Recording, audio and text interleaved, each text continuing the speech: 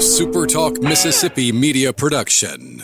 Shallow Apothecary is your local family-owned pharmacy in Corinth who knows you by name. Contracted with North Mississippi's primary healthcare 340B program. We're the only ones around with in-house compounding capabilities. Check out the Shallow Pack program to take the stress out of your medication management. ShallowApothecary.com. Oh, yeah.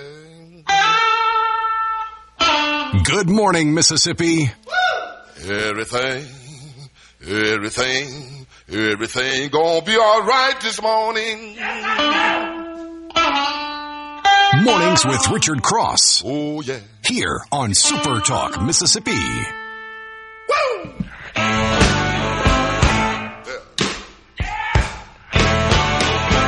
Now, when I was a young boy, at the age of 5, my mother said I was gonna be the greatest man alive. But now I'm a man. Good Thursday morning and welcome to Mornings with Richard Cross on SuperTalk Mississippi. Thanks for joining us.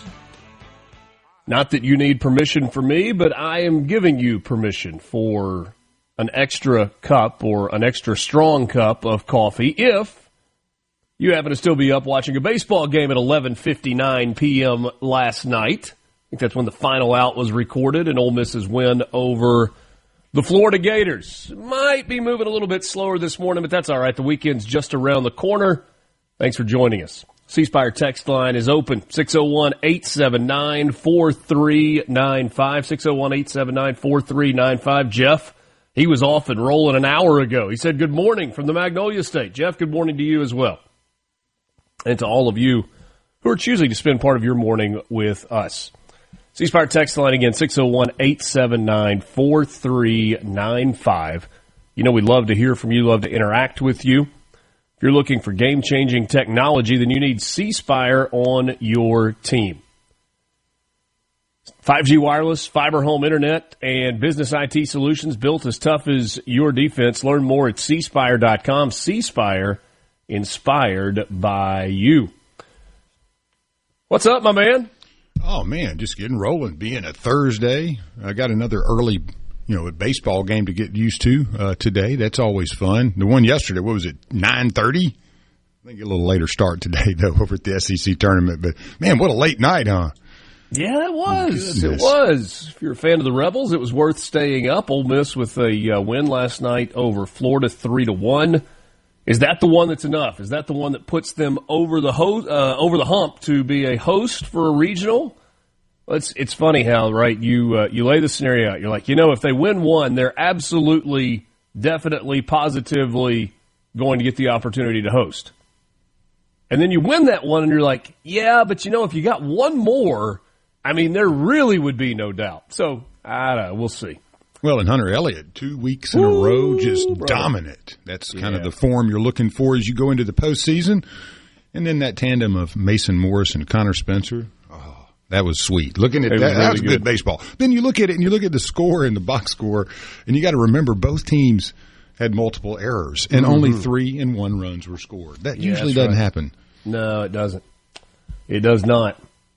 Man, we are off to a gorgeous start this morning. It's going to be amazing. Just a spectacular day all across the state of Mississippi. Looks like Alabama, too. Humidity down just a little bit.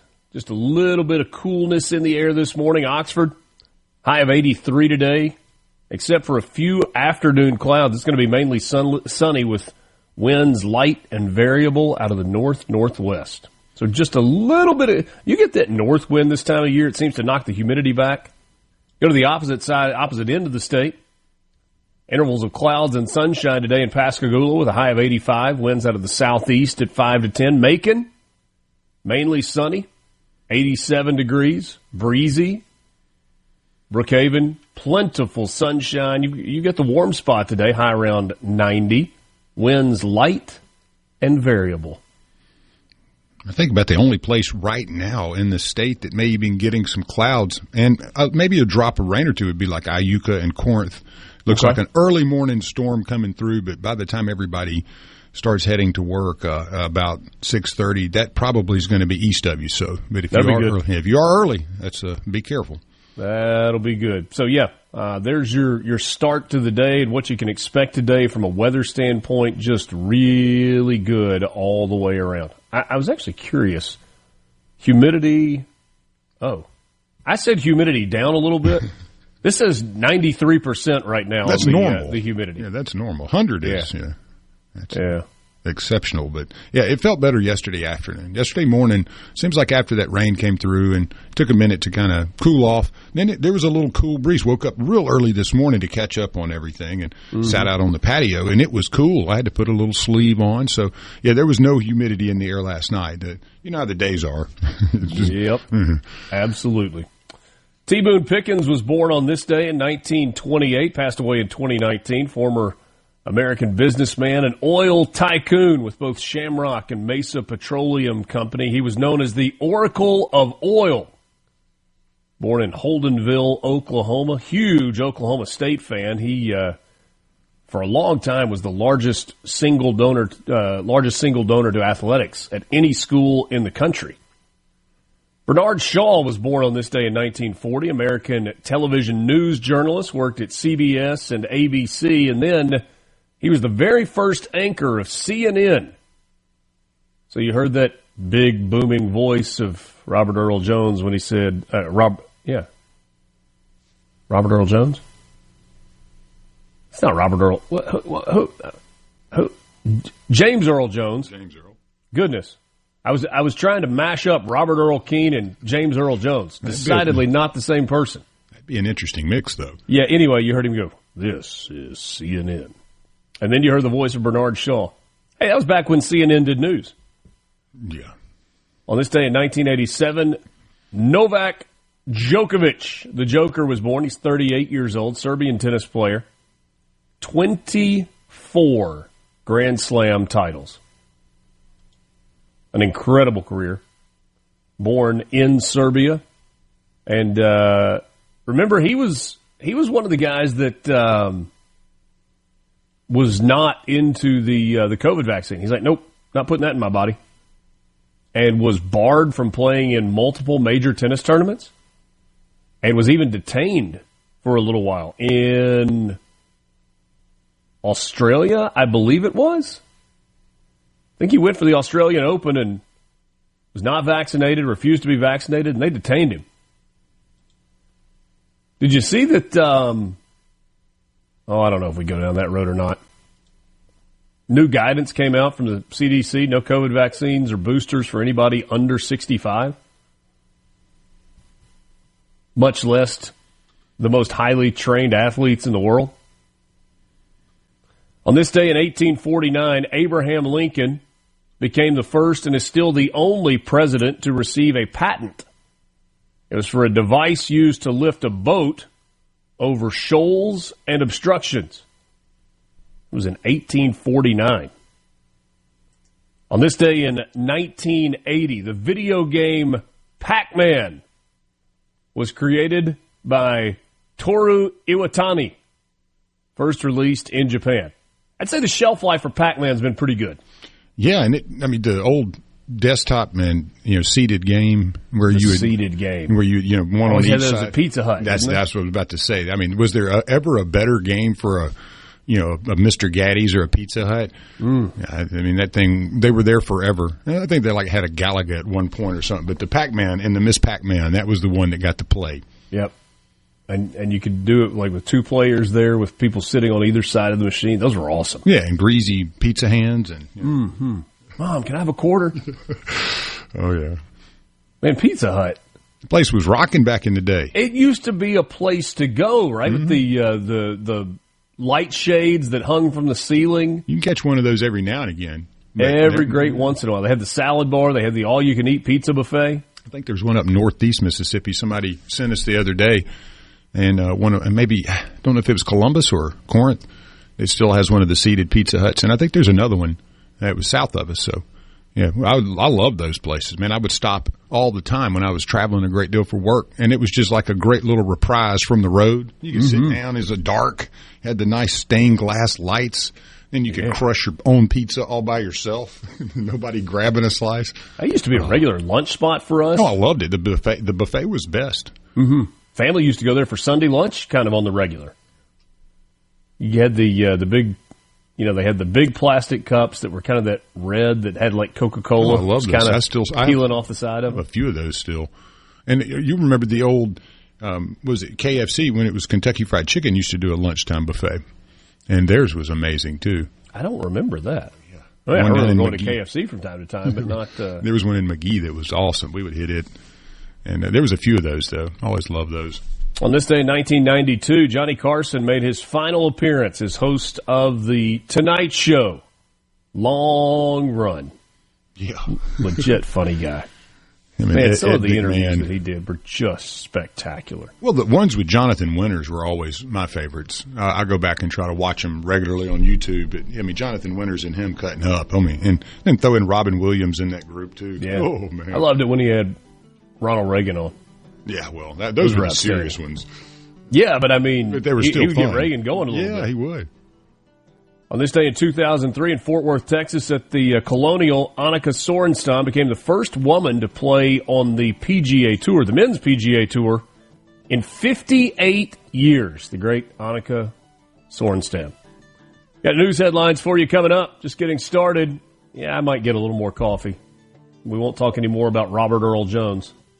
MRC with you. Good morning.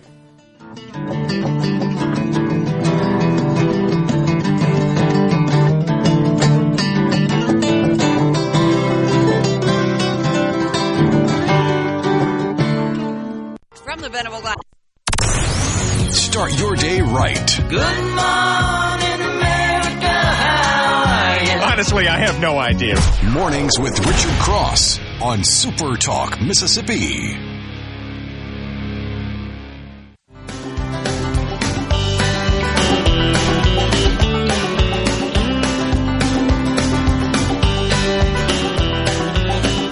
I love you all so much on the C Spire text line, 601-879-4395. After my Robert Earl Jones comment, somebody said, have another shot of coffee, Richard. Got another one. Richard, you weren't 100% wrong with the name Robert Earl Jones. That was James Earl Jones' dad, and he starred in The Sting. Huh. And then there's Cece who says, oh, yeah, that guy that played Darth Skywalker. Yeah, Darth Skywalker, right. Mm-hmm. Well played. Well played. If you stayed up late for baseball, you're probably not the only person that needs an extra cup of coffee this morning. They were up late all through the night in the House of Representatives, and the big, beautiful bill has passed 215 to 214. There were 3 Republican representatives that did not count in the yay column. Andy Harris, who is chair of the House Freedom Caucus, voted present. Thomas Massey was a no. Warren Davidson was a no as well. But this reconciliation bill now is out of the House, and it will head to the Senate. We talked about it with William Russell yesterday. He said the bill's not going to look anything like it does in the House when it comes out of the Senate, and it's going to be interesting to see what that looks like. There was a lot of compromise, and we're going to dive into it a little bit more coming up in just a little while as to what was in this bill, what was negotiated, what was changed in the bill in the late hours. It truly turned into a compromise bill where some of the more conservative House representatives were able to get some of the things that they wanted. Some of the more moderate House members from blue states in particular were able to get some of what they wanted. And Democrats did not get what they wanted. Mississippi anglers will have a new opportunity to land red snapper starting tomorrow. The season will set sail at 12:01 a.m. this coming morning. So 1 minute after midnight tonight, red snapper season opens.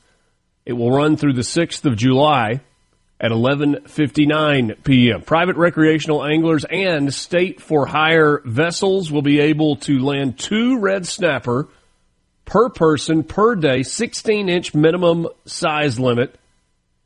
In addition to the tails and scales requirements, every licensed angler on a vessel must hold a permit for possession and landing of reef and cobia. Red snapper season will be open 7 days a week. It will close in federal waters if the annual catch limit for recreational fishermen is projected to be reached at any point. Season will also end on federal waters if the Gulf-wide quota is met. Private recreational anglers able to fish as far as 200 nautical miles out. State for hire permits extend across state territorial waters, which is 9 nautical miles south of the barrier islands. A lot of people are going to be fired up about the start of red snapper season. Yeah, you ever done that? Yes. I mean, not off Biloxi or Pascagoula, but yes, in the Gulf I've done that before. Oh, we've had some blast out there. I mean, that's the most fun. I know people like doing all kind of fishing, but when you can triple, quadruple rig a line, drop it down, and you bring up 4, and you're like, oh, yeah, now this is my kind of fishing here. But I had so much fun over the years going out and red snapper fishing. And then the better part's eating them because they're delicious. Oh, they're outstanding. They're the best. Just so good. Yeah, it's one of my son's favorite moments. We were offshore fishing, and it wasn't like way out. I mean, we were probably 5 or 10 miles out, and he had a double rig on the line and caught 2 fish at the same time. And he's like, this is awesome. This is the coolest thing ever. Yeah. I had a friend that had a cousin with a boat and did charters. We used to get to go out a good bit back in my early 30s and haven't done it in a while, but we'd camp out on the islands and have a big time and fish all day, and got caught in a squall one time. It was kind of fun because, had to anchor pretty far out from the island, swim in, lightning everywhere. Oh, goodness. Got to the campsite. There was nothing left. I mean, everything we had brought out there was gone. So we sat there for like 6 hours under those little live oaks in the middle of the island and just sat there and enjoyed, being in a squall. And finally got back, to the shoreline, and we were exhausted, man. It was one of those like, great adventure. Don't want to do that one again, though. Don't ever want to do that again. Yeah, sit through a squall on one of those islands. It's pretty trippy, I mean, Walter Anderson liked to tie himself to a tree and and then watch it. But yeah, that was not what we were trying to do. Fun times. One Central Mississippi high school student will have more than a few options for where to take his talents in the higher education world, and he's going to have plenty of scholarship money to do it. Congratulations to high school senior Jamie Anderson of Forest Hill High School, part of JPS. He has received more than $10 million in scholarship offers from colleges and universities across the country, accepted to more than 50 schools for his academic excellence and his musical excellence. A quote from the school district: a standout scholar and dedicated member of the Pride of Forest Hill Band. Jamie's achievements include offers from top institutions like Stanford, UCLA, Penn State, UC Berkeley, San Francisco State, and others. Man, good for him. Get that kid an NIL deal, man. How about hard work paying off? Yeah. You'll take some cash value on that if they would give it to you, too. $10 million, man. Goodness gracious. I know they're not going to do that, but, man, that is amazing. $10 million? I don't know if I've ever heard of that before. It's outstanding. Outstanding. Yeah, congratulations. Now, how do you decide? Yeah, that's how do you pick where you're going next? Who gives you the most money, I guess, and gives you the greatest program that you're looking for, because he's going to have his pick of the litter. Ole Miss is going to hold a celebrity softball game on campus this summer for the Grove Collective. That's the name, image, and likeness organization that supports Ole Miss athletes. A multitude of Rebel coaches and former greats going to be there. Lane Kiffin, Dexter McCluster, Marshall Henderson. You said softball? All at the new Ole Miss softball stadium. Yeah, I mean, Dexter, you just have him bunt it. Just bunt, run. I wonder if he's lost a step. No way. Squads will consist of a number of notable former student athletes, including Dante Moncrief, Terrence Davis, Ole Miss softball great Caitlin Lee, Will Allen, and others. Chris Beard, the basketball coach, Yolette McPhee McEwen, the women's basketball coach, athletics director Keith Carter, other coaches on staff will be joining in the competition. They say this is an inaugural event going to take place at the new Ole Miss softball stadium. A home run derby at 5 o'clock, followed by first pitch of the game at 6 o'clock, and then chance to participate in an autograph session, photo session with select players as well. It's all coming up on June 5th, so here in a couple of weeks. I'd love to see KC swing. I know he could drain them from 3. I watched him do that a bit, but you think Keith Carter's a good softball player? I mean, I know Will Allen. You just tell him to swing away, right? I mean, just swing away. Yeah. Just get up here and See how far you can hit it. But I'm curious with KC, you know. A despicable story from our nation's capital, and it has nothing to do with Congress. 2 Israeli embassy staff members were shot and killed last night outside a Jewish museum in downtown Washington by a man who was shouting, "Free, free Palestine." Shooting took place just after 9 o'clock Eastern time last night at the corner of 3rd and F Street, Northwest in Washington, near the Lillian and Albert Small Capitol Jewish Museum. It's a museum that focuses on Jewish life in the nation's capital region. Police officers found a woman and a man suffering life-threatening gunshot wounds. They both died. Police believe the shooting was committed by a single suspect, identified as 30-year-old Elias Rodriguez of Chicago. He paced outside the museum before approaching 4 people with a handgun and opening fire. Then he went inside the museum, was arrested there, told officers where he had discarded the gun, and implied that he had indeed committed the shooting. Metropolitan Police Chief Pamela Smith said at a news briefing, there is video of him walking, handcuffed, being taken out of the museum, repeatedly yelling, "Free, free Palestine." The FBI working in doing a deep dive into his background. Yeshiel Leiter, the Israeli ambassador to the United States, said the man and woman who were killed were a couple and were planning to get engaged next week in Jerusalem. He had already bought the ring. Special place in you-know-where for that dude. Yeah. And, you know, and again, I hate to be cold and calloused, but somebody that pulls something like that, I'm one of these, and I don't believe you need a trial and all this stuff, you know. Yeah, a lot of money that's going to be wasted in what should just be a slam dunk. Yep. Pentagon said yesterday that it had formally accepted a donated $400 million luxury airliner from Qatar that President Trump has said will be used as Air Force One. Secretary of Defense has accepted a Boeing 747 from Qatar in accordance with all federal rules and regulations. That's according to Pentagon spokesman Sean Parnell. The Air Force said it was preparing to award a contract to modify the jet so it can serve as Air Force One. Didn't provide further details about the plans. The DoD will work to ensure proper security measures and functional mission requirements are considered for an aircraft used to transport the President of the United States. White House officials are saying that they hope it'll be ready by the end of the year.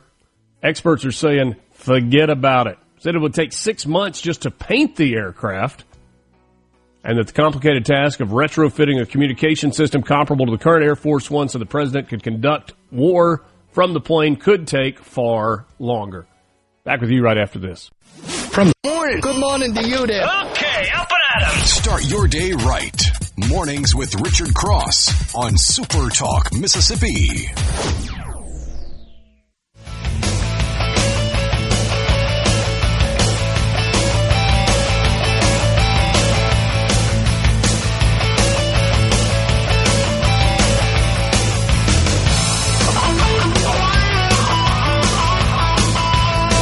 Good to be with you on this Thursday morning.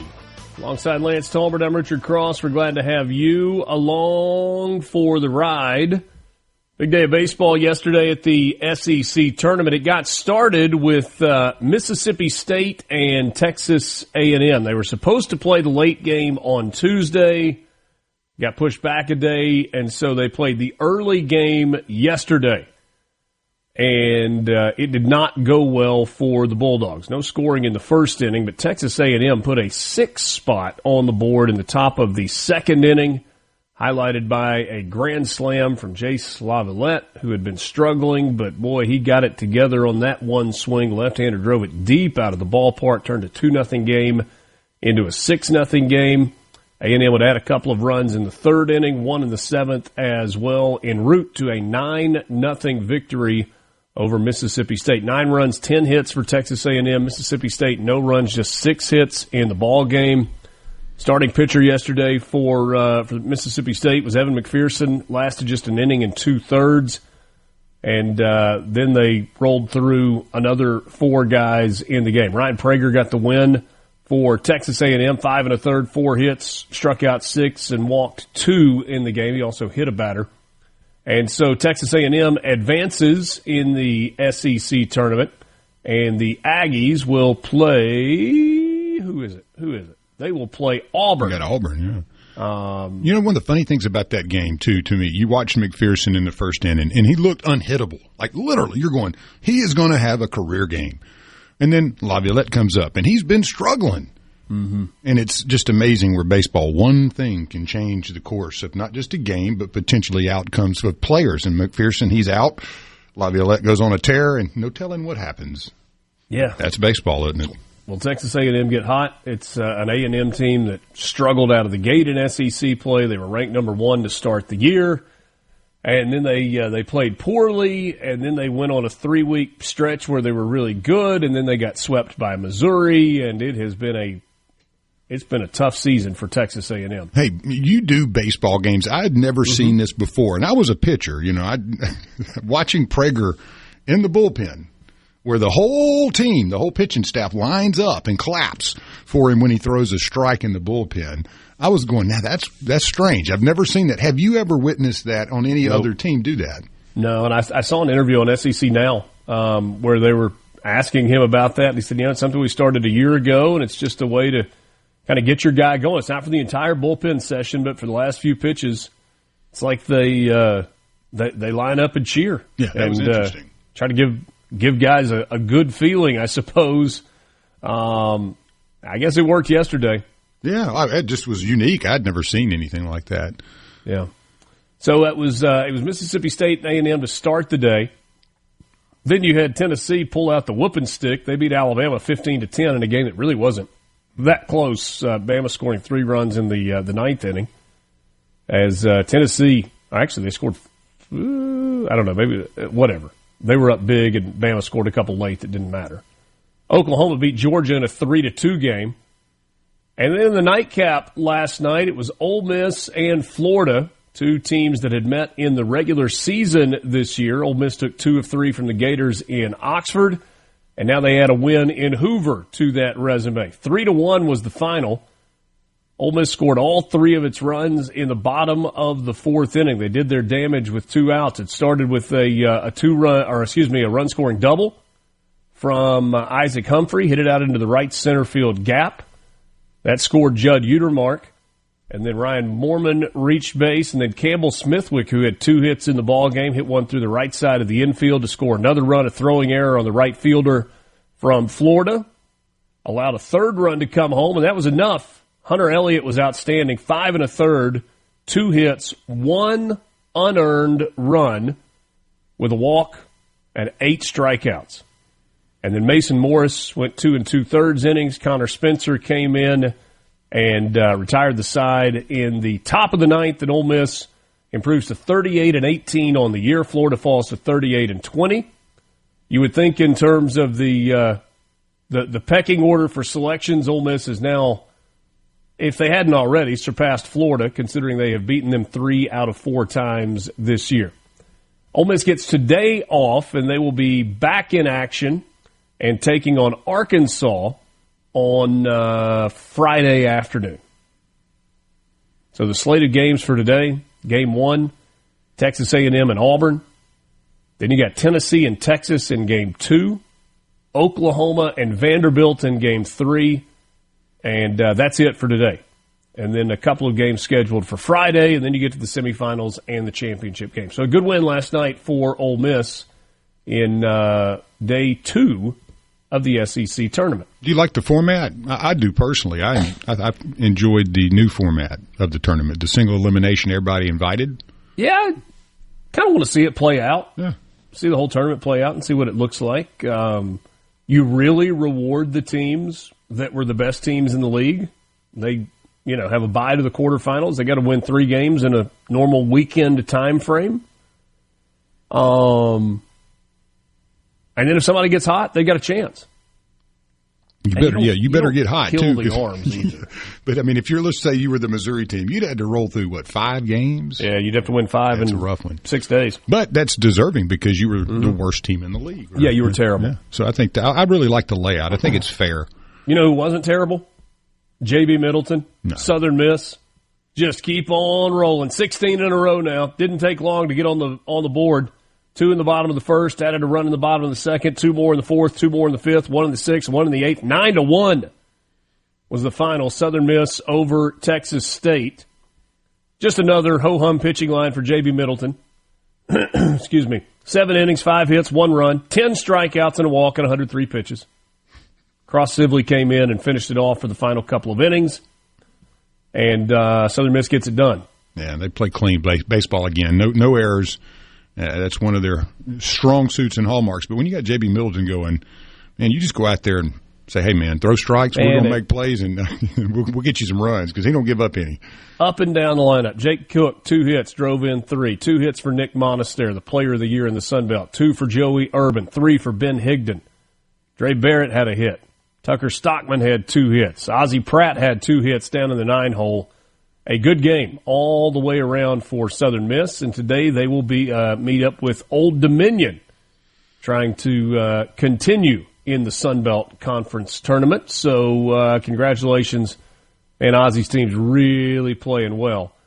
Southern Miss scheduled today to play at, let's see, what time is the game? 12:30 Central Time. No, that was yesterday. Yeah, today's 4 o'clock. Yeah, 4 o'clock today. I'm sorry.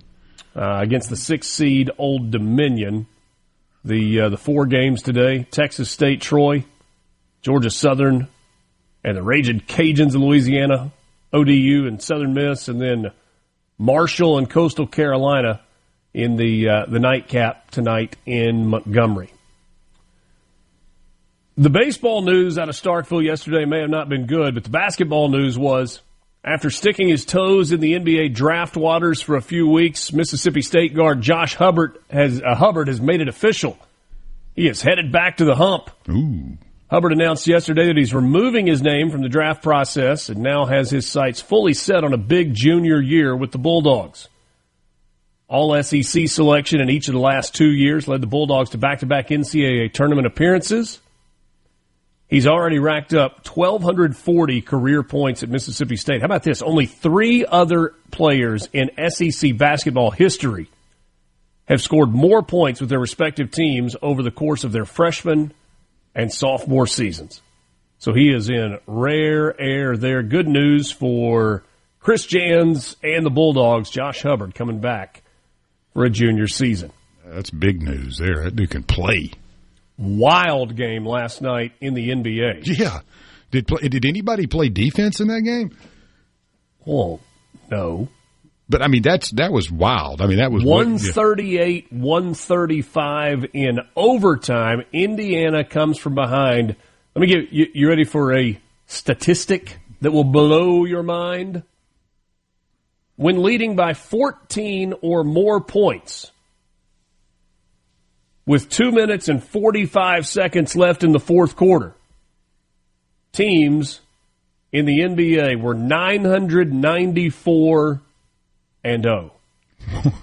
No team had ever lost in the playoffs leading by 14 with 2:45 left in the fourth quarter. It's now 994-1. Ooh. Wild comeback in the NBA last night. And a big win for the Pacers. They take game 1 in the series against the Knickerbockers. Tyrese Halliburton had a big game for Indiana. The Brunson kid, man, he had 43. Yeah, he's so good. Lighting it up. So good. And the Dallas Stars, they came from behind and beat Edmonton. Well, hockey news for you there. My brother was at that game. He was in Edmonton? No, it was in Dallas. Okay. He was in Dallas. Wow. He sent me a picture, told me where he was sitting, or sent me a message, told me where he was sitting, and so that's the only reason I turned the hockey game on. I turned it on, watched for about 2 minutes until I could spot him in the crowd, and then turned it back off. But there you go. We're back with you after this. Lottery updates next. From the Benham. Wake up! Rise and shine! Start your day right. Mornings with Richard Cross Nice early morning surprise. on SuperTalk, Mississippi.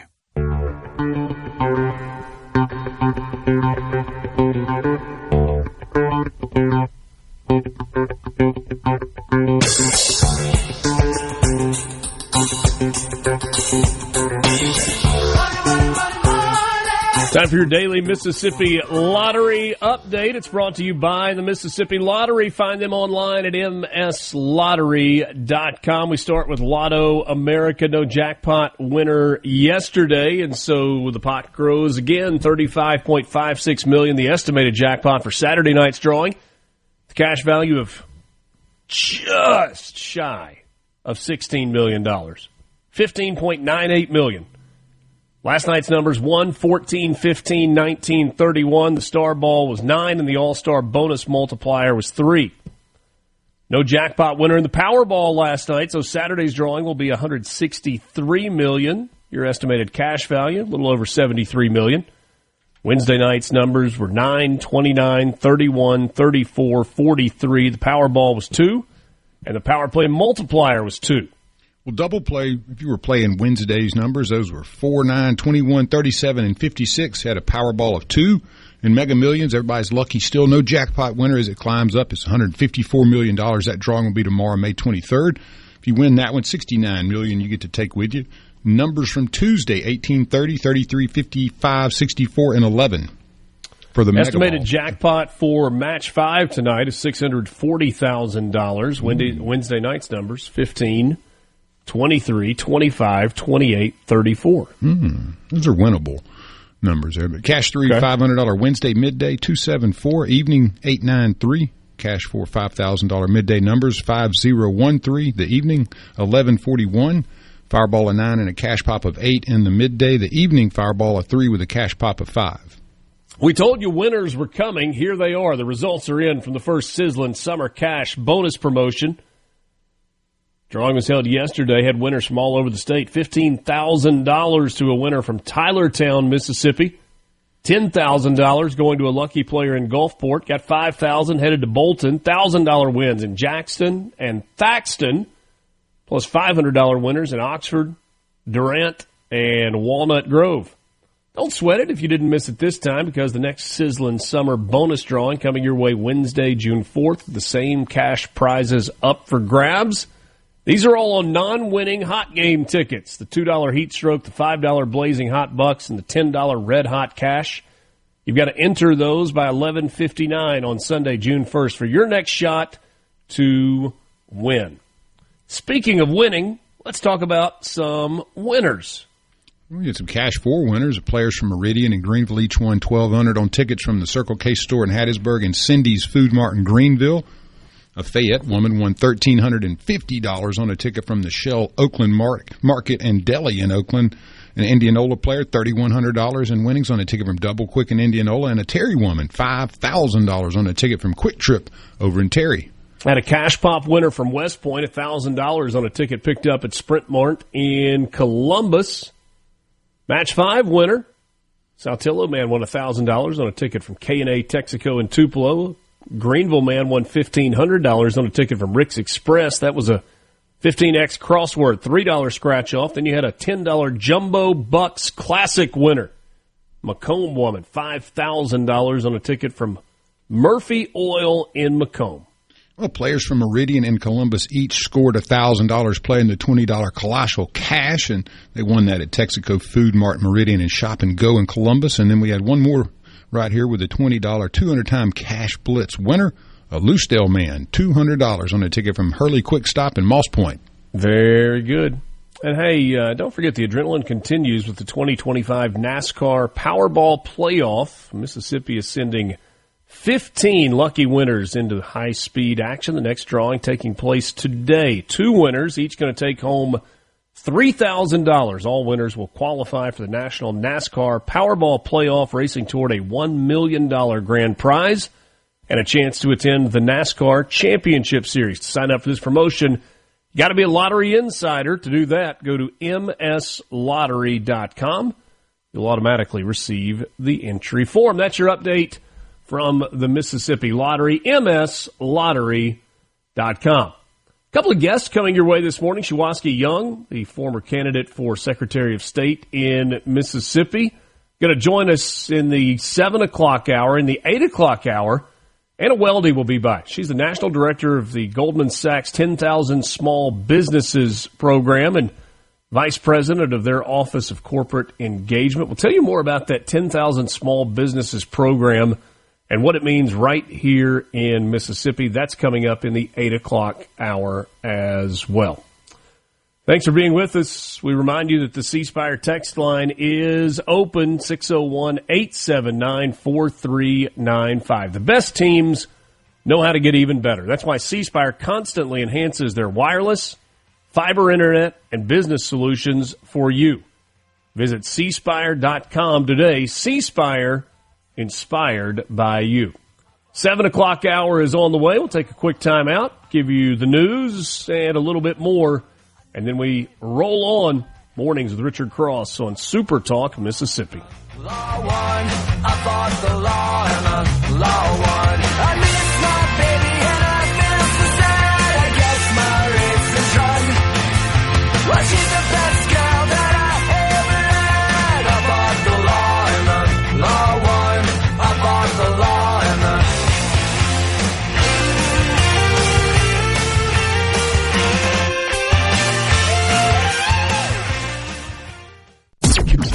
The views and opinions expressed by the hosts, guests, and callers on this show are not the opinions of TeleSouth Communications, its management, or advertisers. Super Talk Mississippi. Ladies and gentlemen, Here we go. Now back to Mornings with Richard Cross. now that's entertainment. Hey, oh, sorry once again. You want me to take you back once more. You say you need a helping hand, but that's what you told me once before. Big day in the Cross household. The official last day of school, which means I've now got a 10th grader, a 7th grader, and a 3rd grader. Whew. Whew. You blink, they'll all be in college. Don't say that, friend. Don't say that. You get to work. And oh, by the way, we tend to stretch these things out. Little birthday celebration. Franny's going to be 8 tomorrow. So our caboose is growing also. And it's I think most people who have kids believe this. Yeah, there are a lot of people that plan for a certain number of kids, and it works out that way. And then there's some that are, somewhat less expected. And you're like, I can't imagine what it would be like otherwise. And, that's kind of how we are with Frances. She's our 3rd. And, woo, brother, she's one of a kind. She's a handful. Well, she gets to absorb every bit of teaching and learning experience that the two others, her older siblings. She is a sponge. Yeah, so she's watching everything, and yeah, she understands how it works. 8 years old, they're like little calculators at that age. A lot of fun. So happy birthday to Frances, celebrating tomorrow. I won't be here to say happy birthday on the radio, so there you go.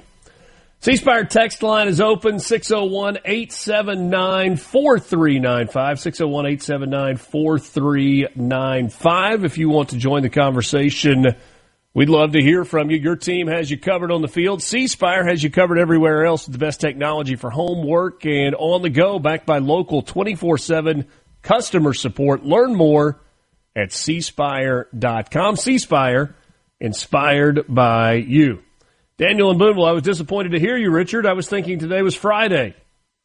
And then I heard you come across the airwaves, and so I knew it wasn't. Thank you, Daniel. I'm sure that was meant as a compliment, like he was hoping it was Friday.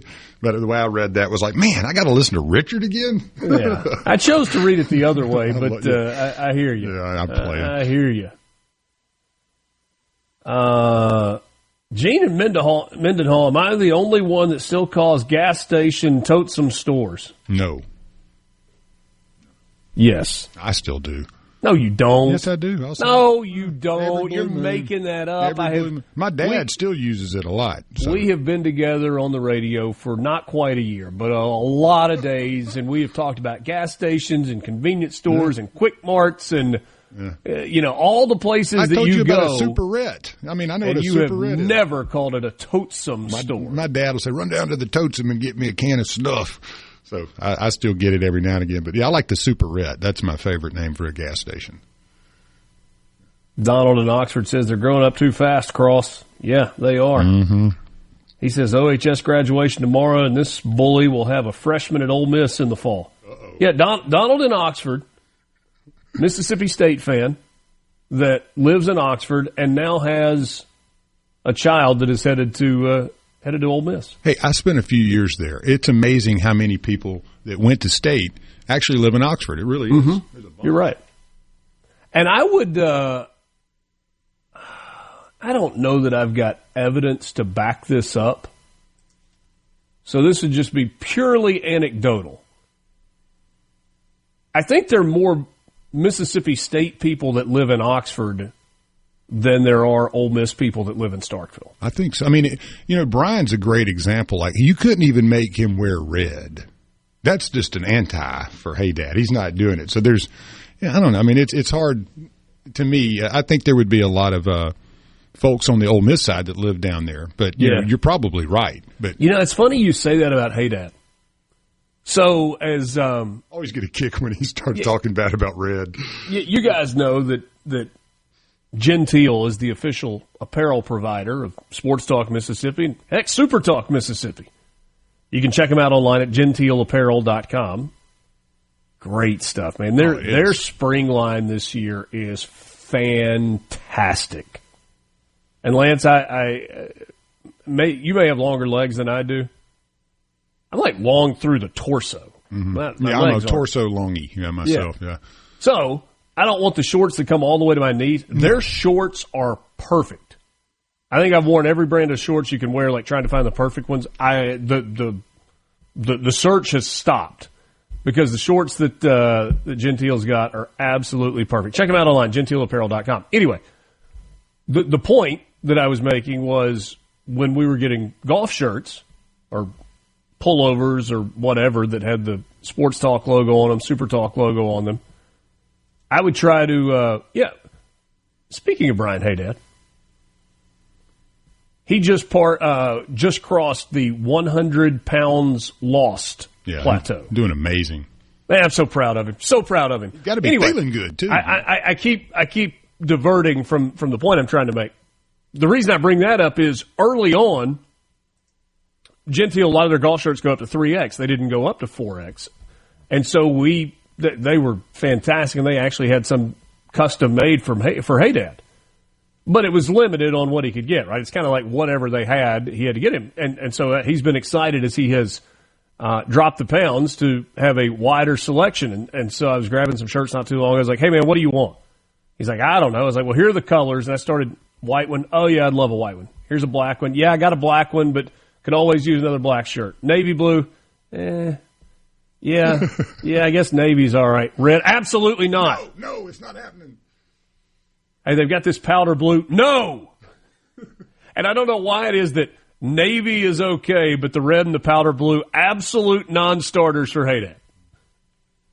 It's funny. Well, we had one here that said, State fan, lives in Oxford, now pulls for the Rebels, loves it there. So helps his property value out when they win. See, that's capitalism. That's how you do it. There you go. Our buddy Sands jumping on the line. He says, Bama lost and Ole Miss won, so go Rebs, I guess. That would be the one and only Scott Sands. The Sands of time. He'll be hanging around next couple of days in Super Talk land. We're glad to be with you. My son graduating from Oxford High tomorrow, but he's headed to Mississippi State in the fall. Here we go. And we're big Ole Miss supporters, but he's going there to go to vet school. Can't beat that.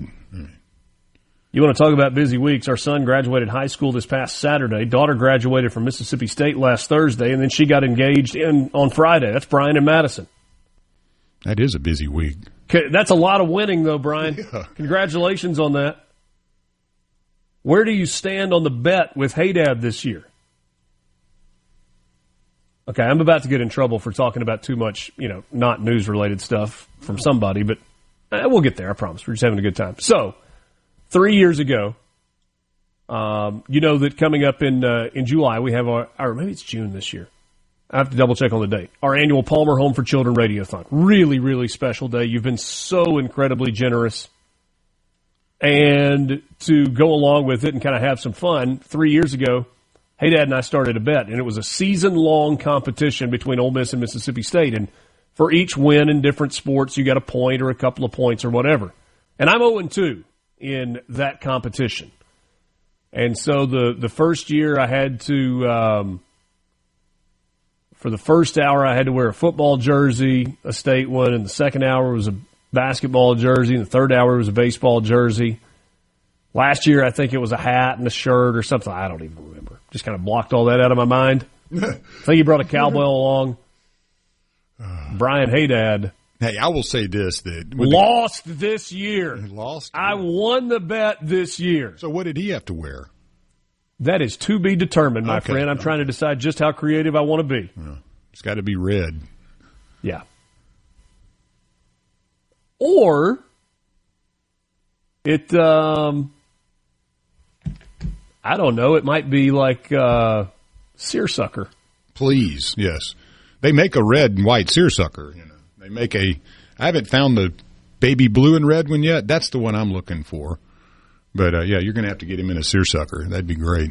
Yeah. Oh, it's fun. It's fun. All of you jumping in on the C Spire text line.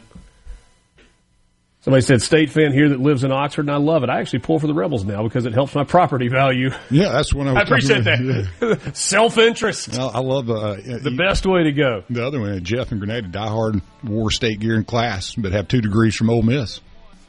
I have, I don't know if I need to call him by name or not, but I have a dear friend that is a physician here in Oxford, and he says, I'm a man without a country. I have to be part Ole Miss and part Mississippi State, and that means they all hate me. Or they all love you. We'll go with that. All right, quick timeout. Shuwaski Young joins us. That was fun. We'll get to some heavier news. The big, beautiful bill passed. Tragedy in D.C. with the shooting overnight of the 2 Israeli diplomats by a Palestinian, pro-Palestinian person. Awful stuff. We're back right after this. It's Mornings with Richard Cross, SuperTalk, Mississippi. From the Beneville. Time to switch on. Mornings with Richard Cross on SuperTalk, Mississippi. Yeah!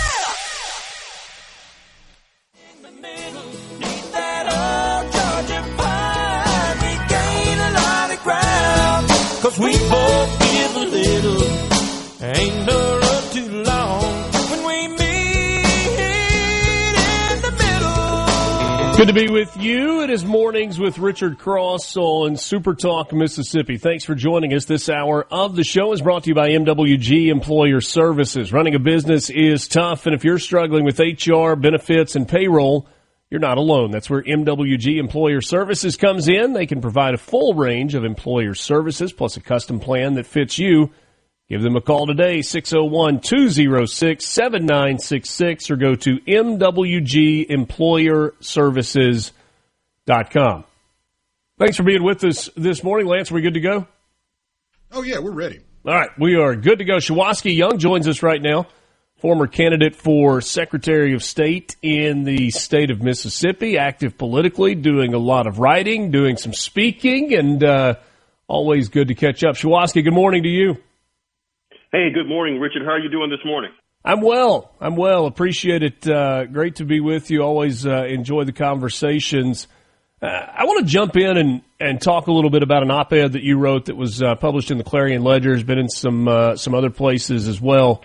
Talking about a crime crisis in Mississippi and maybe even specifically in Jackson and the need that we have to back law enforcement. So why don't you walk me down this road and kind of what prompted you to write this opinion piece? Absolutely, and thanks again for having me on.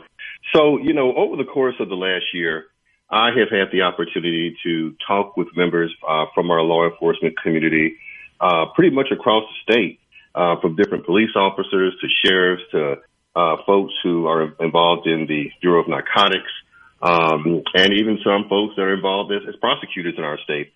And one of the catalysts that connected all those particular conversations was, we have to be able to have the ability to have more folks on the ground in all 82 counties to be able to move cases forward. We have to be able to tackle the crime that's actually happening in communities. And it just got me to thinking. And as I continued to have conversations with people, and I guess it was about a month ago, I was fortunate enough to be down on the coast during the State Prosecutors Association conference. And of course, I didn't attend that conference because I'm, not in law enforcement or an attorney. But I had an opportunity to be around a lot of folks who were. And, we continued these particular conversations. And, that is what actually kind of spurred me to, write about this particular issue and also see if I can help be a thought leader on it to come up with some policies that I think would help.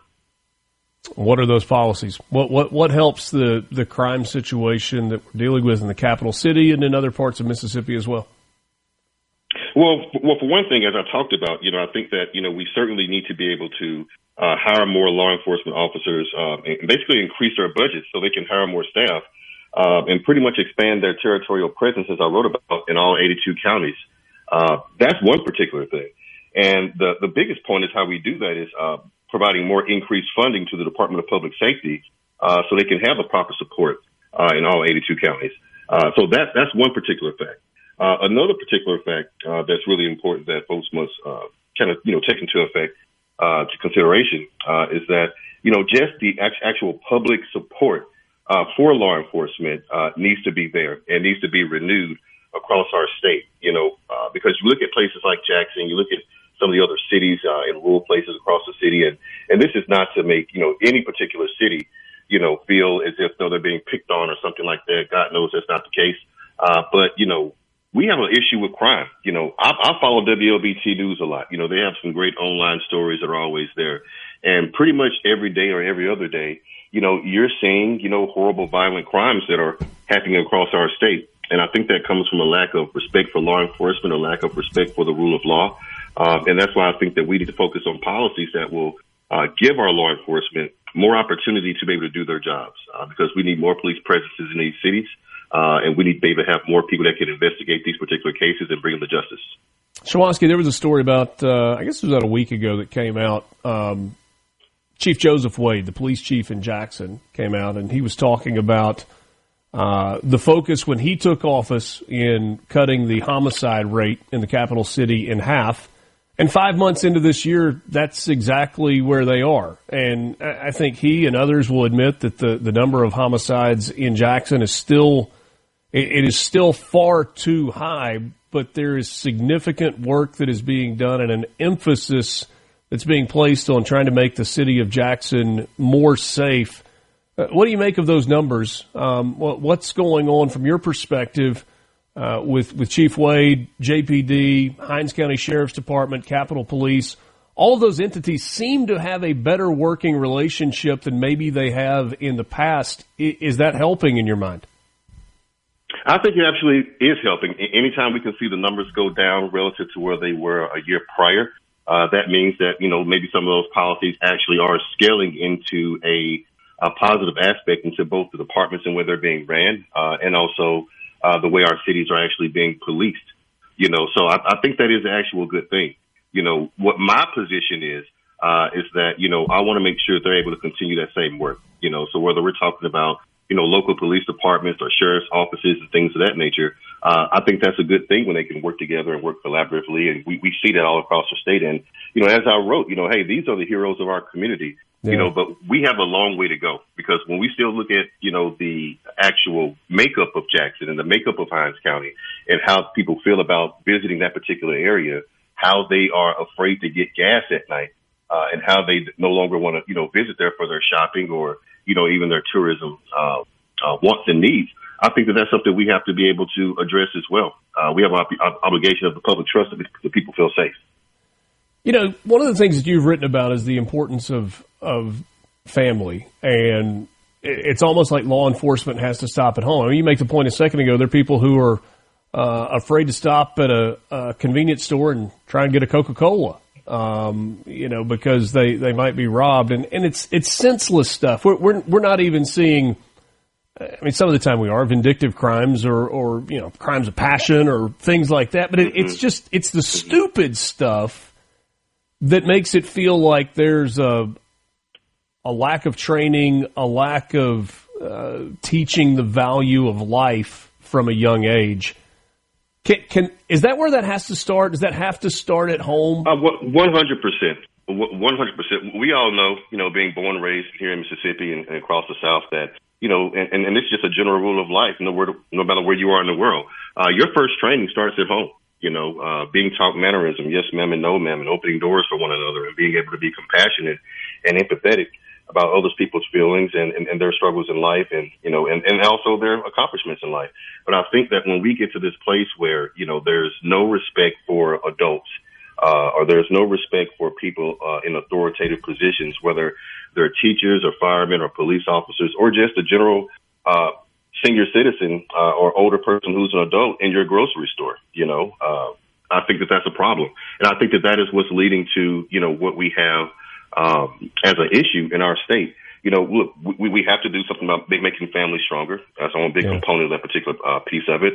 We can't look to blame government for everything that's happening in our communities that really have nothing to do with what can be legislated to change that. That has to be a moral change of the heart, and we have to be able to have mentors in our communities that can help these young men and sometimes young women, overcome the struggles that they actually are feeling in life growing up, maybe within a single-parent household. There are a lot of single-parent households across the board, not only in the U.S., but also in Mississippi and, of course, also in the Black community. And that's something that we have to be able to own. That's something that we have to be able to face and look to change for the future.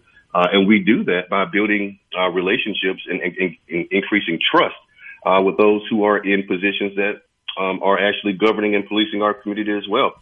I think one of the things that I talked about also is that we need programs in our colleges and universities that provide a pathway into law enforcement careers, and we need to be able to have strong communities that can work with law enforcement to help fight and protect our communities and also help us remain vigilant for the folks that are out there aiming to do us harm. Yeah. Because the fact is, overall, in our state, we're taxpayers and law-abiding citizens, but folks are out there that basically want to be involved in gangs, want to be involved in drug trafficking, and want to be involved in not, bringing home an honest day's work.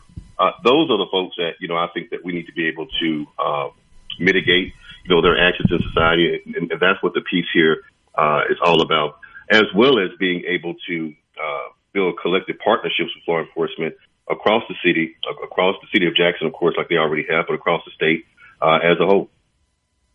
I think it's a good point. I mean, some of those things that you were talking about have been glamorized in Hollywood and streaming services, and it's the kind of the cool factor of being a cartel leader. While on the other side, we see elected officials assaulting immigration enforcement officials, and the respect for our law enforcement. Sure would like to see that grow. Shuwaski, you always make us think. I appreciate the time this morning. You can read the op-ed on the Clarion Ledger website, clarionledger.com. Always a pleasure to visit, my friend. Thanks so much. Hey, man, thanks so much for having me on, and God bless you. Have a great day. To you as well. Shuwaski Young, former candidate for Secretary of State in Mississippi, has had a political and ideological shift, and gives us some good stuff to think about there. Take a time out. It's Mornings with Richard Cross on SuperTalk, Mississippi. From the segment of Mornings with Richard Cross is brought to you by Covington County Hospital in Collins, where your health matters. Ready. Mornings with Richard Cross. People want to hear the truth, man. That's what we're going to do. SuperTalk, Mississippi. We want to get out.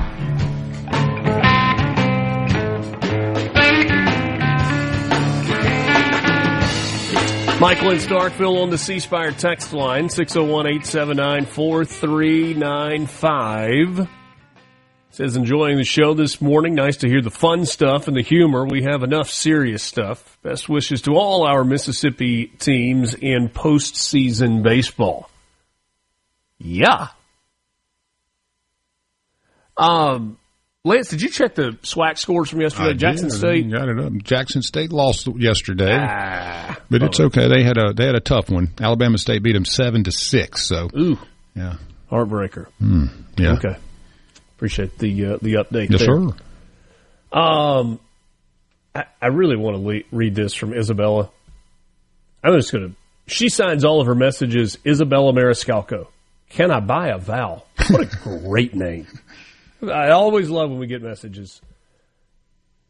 We were talking about, where you live, where you went to school, who you're a fan of, all of those things.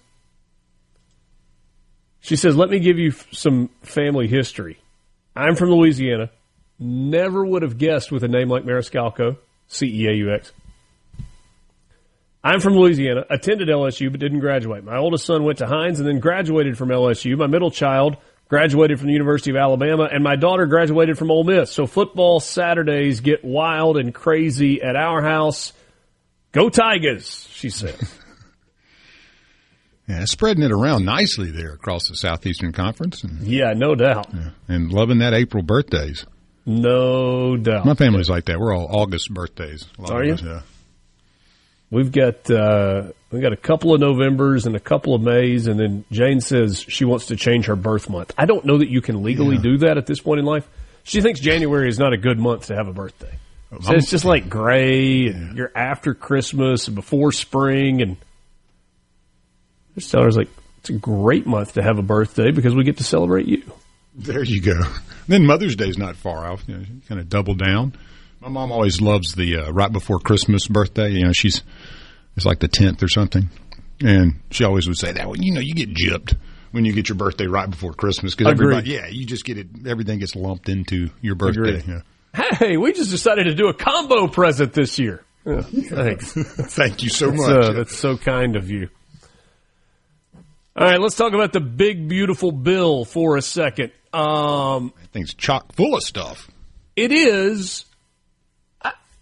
Can we start here with credit where it's due?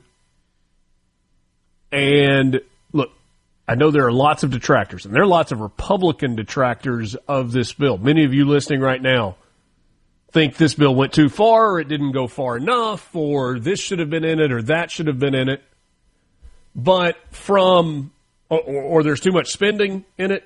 I mean, like a lot of different things there. But from the day I started sitting in this chair, Thomas in Greenwood checks in. He sends us a meme that says, well, that didn't shrink government. No, it didn't. But Thomas, I think Thomas, you've been with us almost every day. And I think you will co-sign that one of the things that I have said over and over and over leading up to the election, immediately after the election, leading into the inauguration, following the inauguration, and for the first 120 days of this presidency. The one thing that I've said over and over and over is, all right, you did it, now go do it. Right? You did it in terms of getting in office, the presidency, majorities in the House and the Senate, majority Republican governorships across the United States of America, etc. You won. Now, don't do what Republicans do, which is go fight amongst yourselves and not get things done, because that's not what Democrats do. Democrats do fight amongst themselves, and then when it comes time to pull the rope, they grab that rope, and every single one of them pulls in the exact same direction. You want evidence? You got it overnight. There are 214 Democrats in the House. 214 Democrats voted against this big, beautiful bill. Which is interesting because some of the things that are in this bill are things that traditionally Democrats would fight for. The idea of not taxing tips. That's a hallmark. I mean, does that feel like that's something that might have come out of a union supporter's playbook? We need to do more for the workers. No tax on tips. We're killing them on these taxes on tips. You get deductions as well on interest for car loans up to $10,000, and that does affect people greatly because you don't have to worry about paying taxes on your interest. But the point is, it doesn't matter if there were things that were in that bill that some Democrats agreed with or thought, hey, you know what, this actually is pretty decent legislation. There's some good stuff in here. No, 214 of them voted against it. Yeah. But back to my credit where it's due piece of this, I don't care what the margin was. The margin had to be +1 because it was a reconciliation bill. It wasn't a 60% threshold. Had to be +1. And yes, Thomas Massey voted no, and yes, Warren Davidson voted no, and yes, Andy Harris voted present. But those are the only three that they lost, they being the Republicans. 215 to 214 and a present, and so the bill passed. Yeah, but it's not a great bill. I understand that, but here's what you have to remember and you have to understand, and I'm using you collectively. I'm not pointing to any individual person. You can't just pass anything. You have to create passable legislation. Well, it's not conservative. You're right. It's not. There's a lot more spending in there. A lot more spending. And they didn't go far enough in a lot of areas that many of us would like to have seen them go far. But you know what that bill would have done? It would have died, and we would have ended up with nothing. So what did you get here? You got some of the things that Trump campaigned on. You got enhanced security at the border. You got increased budget for the Department of Defense. You got no tax on tips. You got no tax on Social Security. You change the way Medicaid is going to operate. And oh, by the way, the next time one of your friends who doesn't look at the world the way you look at the world goes, oh, y'all just gutted health care. No, that's actually not what happened. Exactly the opposite. That's not at all what happened. What happened in this bill with Medicaid is Republicans in this big, beautiful bill said, guess what? If you are here illegally, we're not paying for your health care anymore. Millions are coming off the rolls because illegals who were receiving free health care funded by you, funded by me, funded by us. If you pay taxes, you are helping fund Medicaid for illegals. Trump says that stops now. Also, if you are an able-bodied young worker, you have to work. Now, the work requirements are not terribly onerous. We're not asking you to work 40 hours a week and 2,000 hours a year. It's 80 hours a month. And oh, by the way, you've got to check in twice a year. 2 times a year, you've got to prove that you are working 80 hours a week. 80 hours a month. And you got to make sure that you're still eligible. And if you're too lazy to do that, you don't deserve to stay on the Medicaid system. Yeah, I agree. I mean, a lot of people put 60 to 80 hours in a week. So 80 in a month, yeah, I think that's pretty laid back in order to get benefits. And check in a couple times a year, that's not bad. You know who I think about when I think about no tax on overtime? I think about a lot of men and women who are getting up early every morning, who are working their rear ends off as line workers at our power companies, as police officers, firefighters, emergency services workers, as people who are working in the trades and construction industries, who scoff at the idea of 40 hours a week. Why? Not because they wouldn't rather have a 9-to-5 job with weekends and 2 weeks of paid vacation, but because they have to work to make ends meet. And there's a pride in getting up and going to work and teaching your children work ethic and providing for your family. And so for those of you who are putting in regularly a 50, 60, 70-hour, 80-hour work week. And you're exhausted at the end of the day. But you're doing it because it's the right thing to do for your family. And you no longer have to pay taxes, as this bill puts it forward, on the hours over 40 in a week. What a win. What about those people that are doubling up and are working 80 hours a week and they're doing it on a $55,000 salary? Well, when they double that $55,000 because of overtime and you don't have to pay taxes on that, you think that's a big deal? It's more money in your pocket. More money in your pocket. We're back right after this. Mornings with Richard Cross. From the Rise and shine with information and insight. Check it out. Mornings with Richard Cross. Super Talk, Mississippi.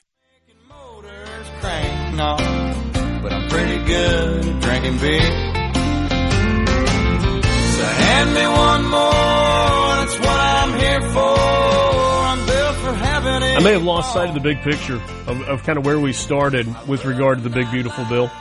And that is, they got it passed.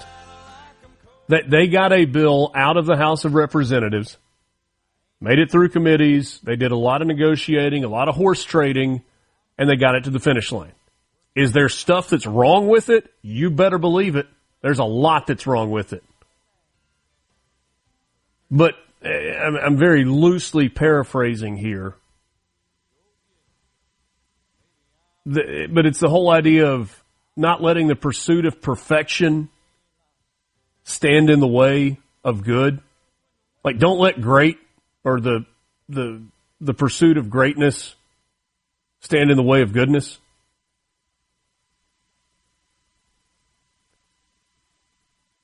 We got a message that says, oh yeah, I definitely voted for more government spending. Spend, baby, spend. I get that. And this bill does not cut spending. Now, it makes cuts, but it reallocates. And in some cases spends more. Thomas, I get it, man. I get it. He says, so you're going with the, well, it would be worse if it was Democrats. That's a low bar. No, that's not what I'm going with. I'm going with, it's hard to get big legislation passed. And you have to make compromises to get big stuff done. There's no other way around it. Unless you want to go out and start kicking butt in elections. And I'm not even sure that does it. You want to go get a supermajority in the Senate, a supermajority in the House, have a Republican president, then maybe you got a shot. But you probably would have to have a supermajority of Freedom Caucus members to get it done exactly the way you want to get it done. And so, in the absence of that, yes, I am going to celebrate a bill that's got some good stuff in it. And I am under no illusion, and neither are you, despite what maybe in our wildest imagination we want to happen. I'm under no illusion that any majority, Republican, Democrat, Independent, or otherwise, is actually going to spend less money. They're not going to do it. None of them do. None of them have. None of them are going to until we get to a place where they're absolutely forced to. Gerard would say, what's the deal with these Democrats? Gerard and I may look at the world differently. Thomas said, they sure campaigned on spending less. Well, Thomas, welcome to your first ever election. Congratulations. For the first time in the history of the world, the party that you support campaigned on one thing, and they didn't get all of that done in the first 120 days. But did they really campaign on spending less? Now, they campaigned on trying to get the deficit under control, but the way Trump wants to do that is different than the way maybe you want to do that, right? When you say get the debt under control, you're looking at it from the standpoint of, where do we spend less money so that we can pay off debt? Trump's approaching it from a different standpoint. He's saying, how do we make more money so that we can pay off debt while continuing to live the way we're living? I think that's the difference. Let me rip through some of these text messages because you sent a bunch of really, really good ones.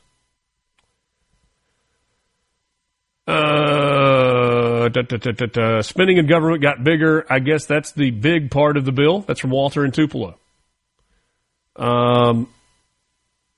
Isabella said, I think about how I work 30 hours overtime only to bring home $54 more than I would have in a regular 10-hour overtime we worked because of the amount of taxes that were coming out of overtime. No taxes on overtime. Both my husband and my son work 80 hours a week every single week, and they get taxed. Thank God. P.S. My husband works in a factory 80 hours a week. My son's a lineman 80 hours a week, all hours of the night. Thank you, Lord, for this bill. When I worked for Modern Line, after 50 hours a week, the government took out over half in taxes, so I did not work more than 50 hours a week. Stewart asked a good question. Does no tax on overtime include the employer side as well? I don't know the answer to that, but I'm assuming the answer is no. I don't think we're talking about payroll taxes going away. This is income tax. Yeah, no, I think if any way there's a portion that may be shielded. Like I said, I'm about 30 pages into the details. That is mentioned, but I don't. You've only got 1,000 to go. Well, the summary of. I'm not going through 1,000 pages. There's a good speaker summary, but there may be a prorated share there. In other words, a portion that may be shielded from payroll. But Gary I don't think Carrollton it's all of it. says, "I'd love to work less than 60 hours a week, but I willingly do it." Of course you do, Gary, because it's what you have to do to provide for yourself and for your family. Stephen, when do the effects of this bill hit our paychecks? Well, now that's a good question. This was step one in a process. The bill now goes to the Senate. If you believe William Russell, who we talked to yesterday, it's not going to look anything like it does right now when it comes out of the Senate. It will be, I don't know if you say dumbed down or just softened. There's good in this bill. I know it's not all good, but there is good in this bill. 8 o'clock hour coming up right after the news. Hey, how's it going, man? The news you need. Every 10, 15 minutes, there's something. The talk you love. They really talk about the things that matter. I'm into all that stuff. Mornings with Richard Cross. Super Talk, Mississippi.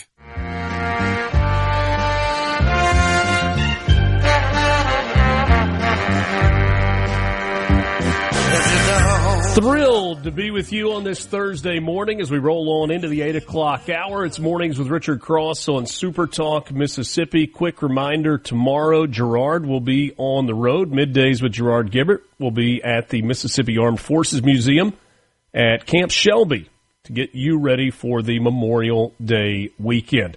Thanks for being with us. The C Spire text line is open at 601-879-4395. C Spire, inspired by you. Excited to visit with our next guest this morning. Ann Wellde is National Director with Goldman Sachs 10,000 Small Businesses. She's also Vice President in the Office of Corporate Engagement at Goldman Sachs and joins us this morning. Ann, thanks so much for your time. Good morning. Good morning. Thanks so much for having me on this morning. Thank you. One of the things that we have heard from this administration, from previous administrations, is that, our focus is on Main Street, not on Wall Street. And when I was reading about 10,000 small businesses, I'm wondering if this is Goldman Sachs' attempt to bridge the two. It's a great question. So the 10,000 Small Businesses program launched 15 years ago as the signature effort of the Goldman Sachs Foundation. So what that means is that for 15 years, we have been running our training program for small business owners all across the United States. And what we were able to celebrate last week was our very first cohort of all Mississippi businesses from all across the state, celebrating the completion of the 10,000 Small Businesses program.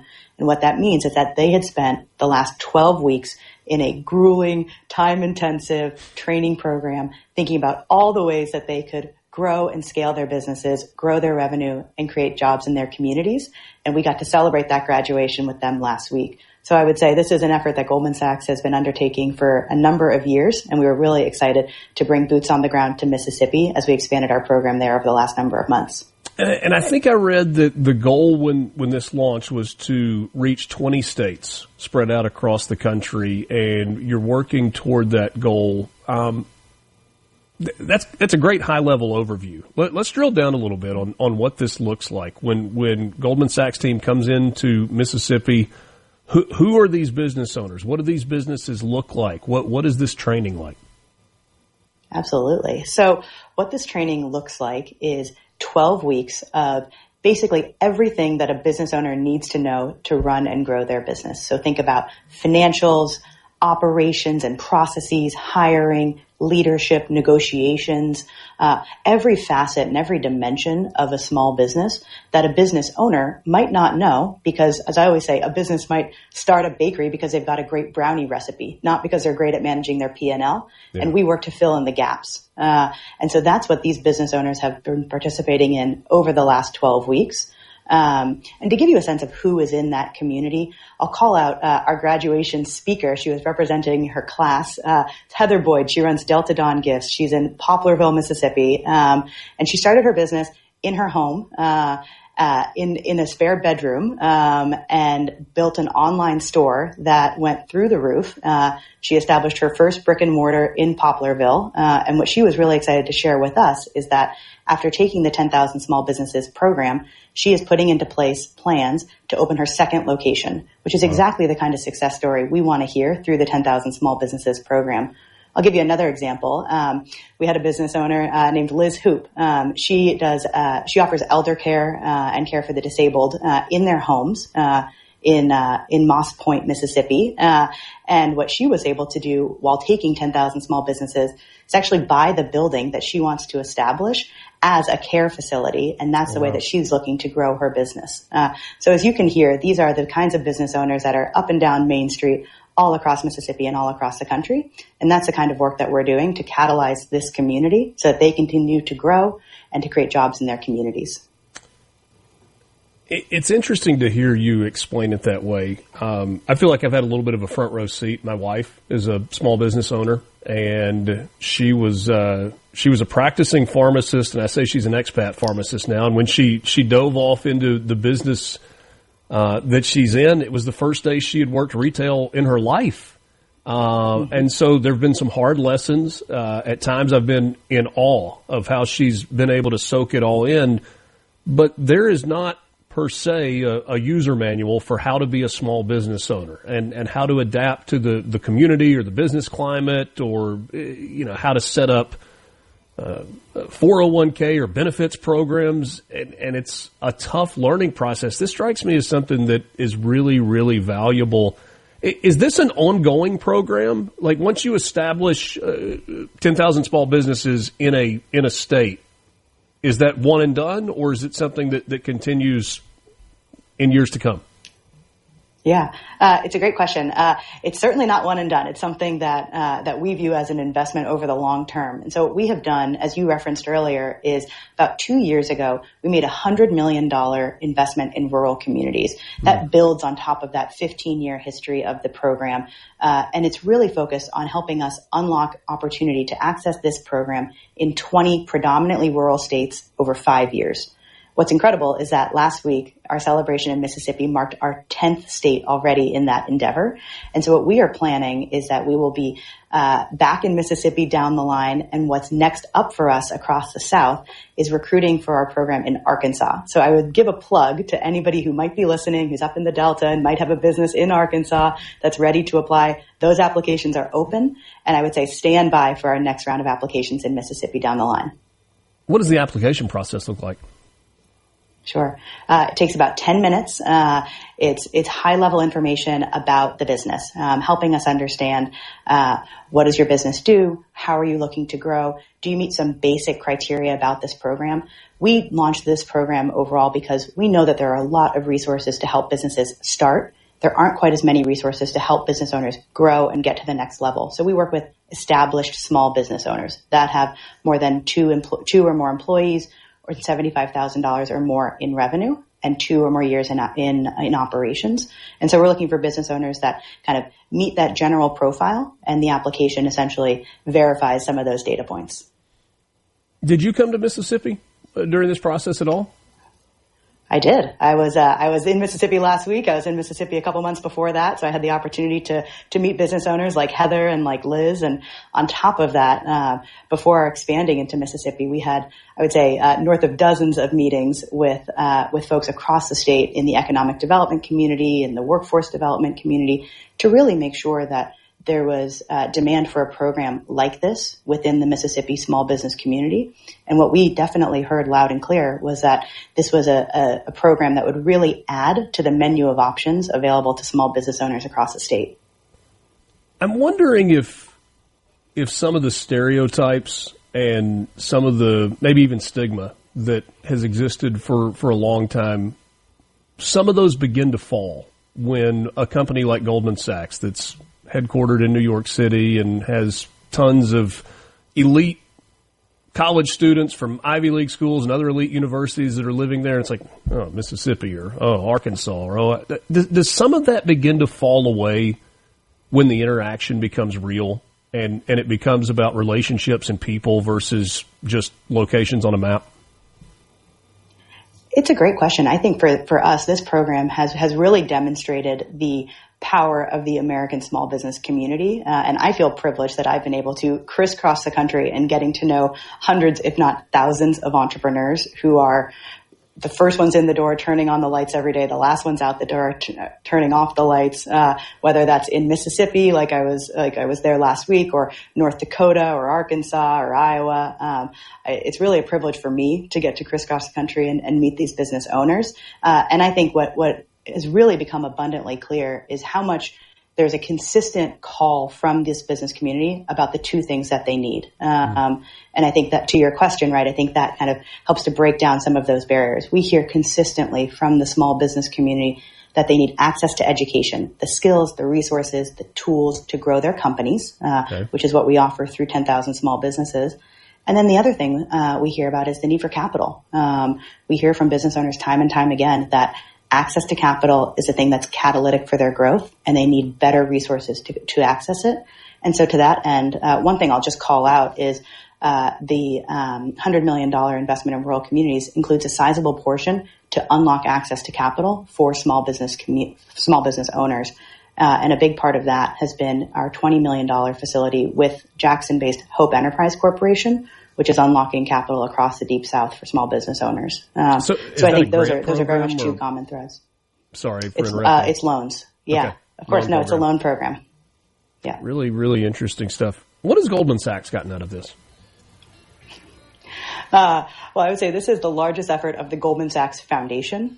So this is the effort that we take with our charitable dollars to support the small business community, frankly, because we know that when America's small business owners do well, the economy does well. And that's been the underlying approach and philosophy behind this work for well over a decade. It feels like promotion of the American dream to me. And I applaud you. I applaud all the folks at the Goldman Sachs Foundation. And glad you got to learn a little bit more about Mississippi and interact with some of our incredible business owners here. Keep up the great work. Thanks for your time this morning. Thanks so much. Appreciate your time. Ann Wellde, National Director with the Goldman Sachs 10,000 Small Businesses Program. What a cool story. What a neat program. And here's to hoping there's more of that in the future. You got more of Mornings with Richard Cross on SuperTalk Mississippi right after this. From the Venom. Conversations and clarity. What a great way to start your Mississippi day. Mornings with Richard Cross on SuperTalk Mississippi. Small wheel turn the fire, big wheel turn the grace of God. Every time that wheel turn round, bound to color just a little more drown.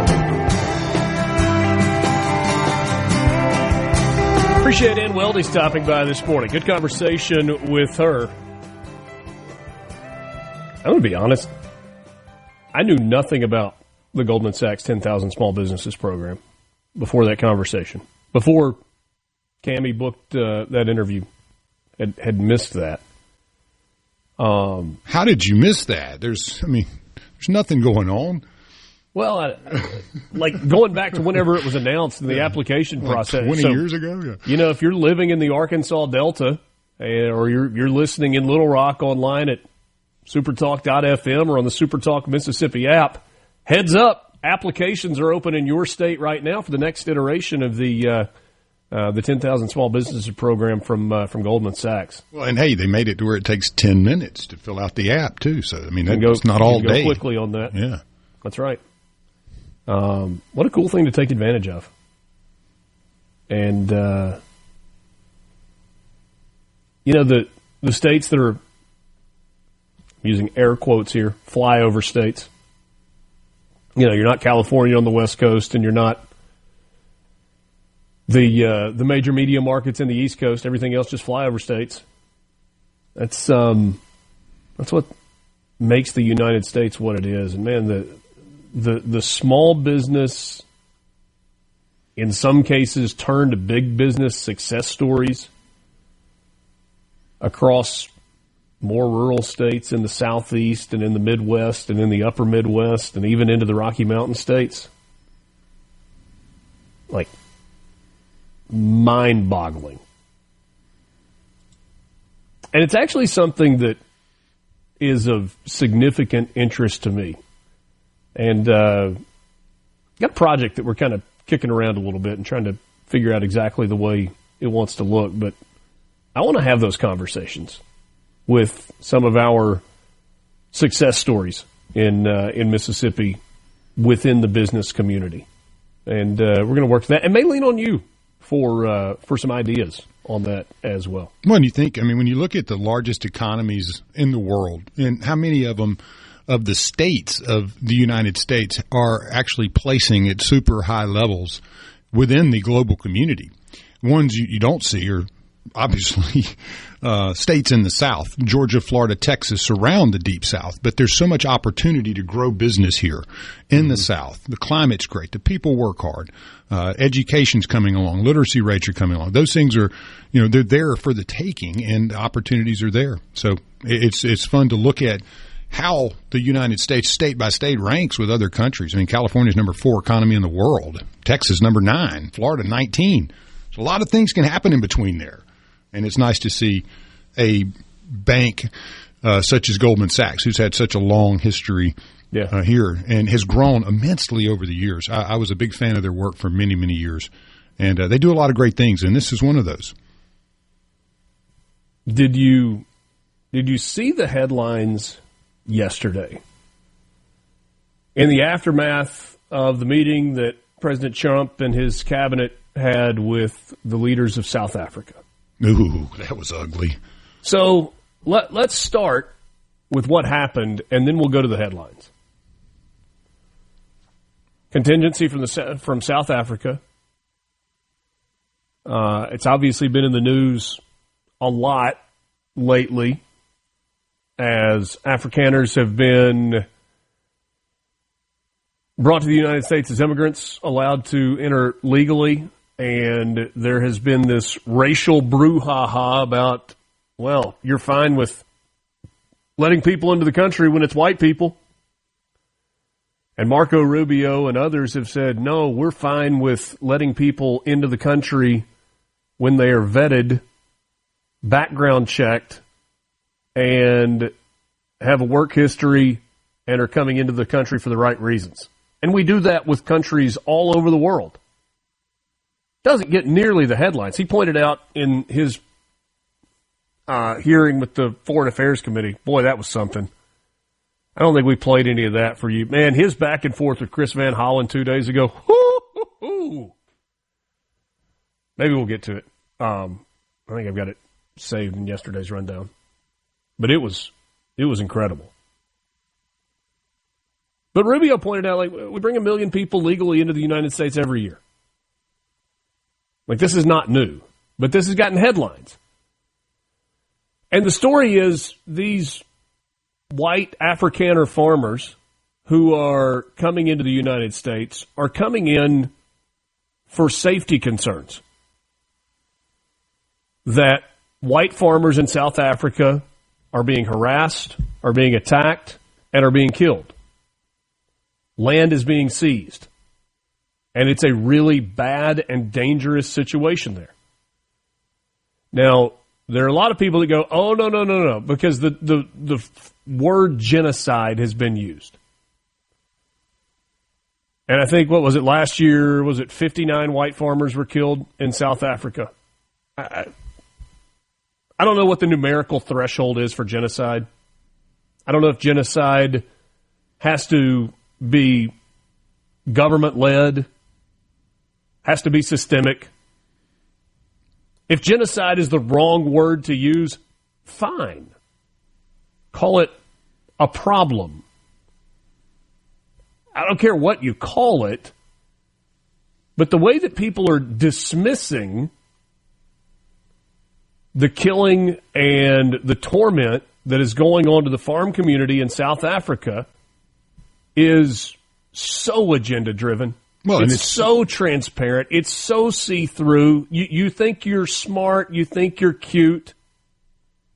Oh, Trump bought into a false narrative. No, there's facts. I mean, 2010 is when Wikipedia first started keeping data on this. In 2010, 115 attacks, 64 murders. This is pretty much an average as you go to 2023. And you also had a major spike in attacks in 2013 until recently, really, 2022, where you're looking at 200 to 500 a year. So this isn't something that just started happening. It's just, like you said, the narrative doesn't really suit the media to cover it. No, it really doesn't. NBC News, in a post yesterday, they edited or changed the post. Breaking, intense meeting with South Africa President Ramaphosa. President Trump plays videos promoting false claims of white genocide in the country. All right. He literally showed a video of opposition party leaders in South Africa calling for death to white farmers. I don't know how that's a false claim. Well, I mean, there's In a follow-up post, they said, in a tense meeting with South African President Ramaphosa, President Trump plays videos promoting baseless claims of white genocide. So they're not false claims. They're just claims without merit. Okay. They're baseless claims. Okay, thanks for the clarification, NBC. But by the way, the media has its talking points, and they were ready to go. So what was the ambush? Remember that word. Mm-hmm. President Donald Trump said, turn the lights down. And it was showtime in the Oval Office. Sitting next to him was South African President Cyril Ramaphosa, who was visiting in hopes of reaching new agreements on trade. But Trump wanted to talk about the, again, baseless allegations that white farmers in his country were being systematically singled out for persecution and murder. He directed everyone's attention to a television that had been wheeled into the room and a video began to play. It was an uncomfortable moment. The story from the AP says, even for a president who has transformed the Oval Office from a diplomatic venue into a gladiatorial arena, it was an extraordinary scene. Trump stared at the screen while Ramaphosa looked away. For roughly 4 minutes, the video showed black politicians, none part of Ramaphosa's government or political party, using anti-apartheid chants attacking white South Africans. So, the headlines from yesterday. This is incredible. The Daily News. Trump ambushes South Africa president with video of attacks on white people. The Times. I guess that's the London Times. Trump ambushes Ramaphosa with video of racial violence as it happened. People. Trump channels a conspiracy theory-loving uncle with bizarre Oval Office ambush. Axios. Trump ambushes South African president with video claiming to show white genocide. The Telegraph. Trump ambushes South Africa's president with video footage in Oval Office. CNN World. Trump ambushes South Africa's president with false claims of white genocide. The New York Times. Trump lectures South African president in televised Oval Office ambush. They got the buzzword out. What do you call what was happening to the farmers? I mean, if you're ambushing... You know what was funny? And not like ha-ha funny? The South African president brought a couple of prominent South African golfers with him, including Ernie Els, the great Ernie Els. Trump was talking directly to Ernie Els, and he was like, hey, how bad is it? He's like, my family's farmers. They've been attacked. They live behind an electric wire fence. My grandmother's been attacked in her home. My mother's been attacked in her home. You mean but ambushed. That, not ambushed. So bad. Yeah, ambushed. You're waking up to what matters. Mornings with Richard Cross on Super Talk, Mississippi.